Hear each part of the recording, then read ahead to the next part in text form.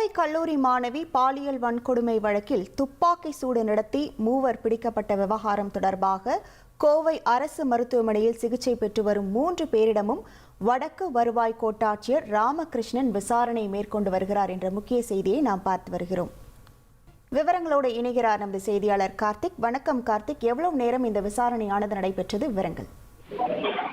வணக்கம். கோவையில் கடந்த ஞாயிற்றுக்கிழமை இரவு 11 மணிக்கு கல்லூரி மாணவியை பாலியல் வன்கொடுமை செய்யப்பட்ட வழக்குல 3 பேரை கோவை மாநகர போலீசார் சுட்டு பிடிச்சிருக்காங்க. இந்த சம்பவம் தொடர்பாக வடக்கு கோட்டாட்சியர் ராம்குமார் என்பவர் இன்று கோவை அரசு மருத்துவமனையில 1 மணி நேரம் விசாரணையானது மேற்கொண்டிருக்கார்.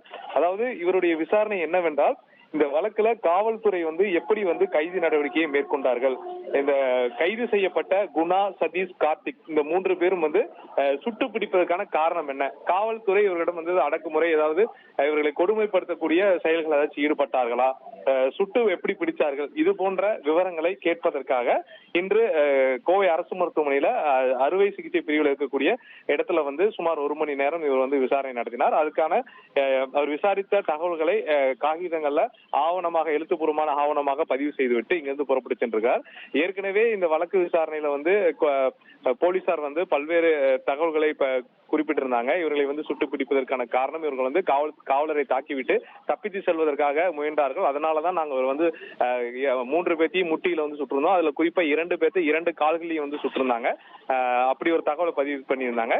நேற்று மகளிர் தமிழ்நாடு மகளிர் ஆணைய தலைவர் நேரடியா இவங்க பாதிக்கப்பட்டவங்க சம்பவம் நடைபெற்ற இடங்கள்ல ஆய்வு மற்றும் விசாரணை மேற்கொண்டிருந்தாங்க. இந்த சூழல்ல வருவாய் கோட்டாட்சியர் தலைமையிலான இந்த விசாரணையானது மேற்கொள்ளப்பட்டிருக்கு. அது 1 மணி நேரம் இந்த விசாரணை நடந்திருக்கு. தொடர்ந்து இன்று இந்த சம்பவம் தொடர்பாக நீதிபதி விசாரணையும் நடைபெற உள்ளது. இந்த வழக்குல தற்போது இந்த விசாரணை மிக முக்கியமாக பார்க்கப்படுகிறது. உங்கள் விவரங்களுக்கு நன்றி கார்த்திக்.